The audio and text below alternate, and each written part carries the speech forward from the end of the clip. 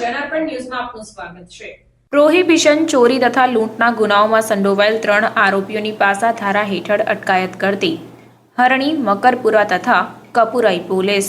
વડોદરા શહેર વિસ્તારમાં બનતી ગુનાહિત પ્રવૃત્તિઓને રોકવા તથા આવી ગુનાહિત પ્રવૃત્તિઓમાં સંડોવાયેલ આરોપીઓ વિરુદ્ધ કડક અટકાયતી પગલાં લેવા સારું પોલીસના ઉચ્ચ અધિકારીઓ દ્વારા જરૂરી સૂચન અને માર્ગદર્શન આપવામાં આવેલ હોય, જે અંતર્ગત પ્રોહિબિશન તથા ચોરી અને લૂંટના ગુનાઓમાં સંડોવાયેલ 3 આરોપીઓની પાસા ધારા હેઠળ અટકાયત કરી અલગ અલગ જેલમાં મોકલી આપવામાં આવ્યા છે।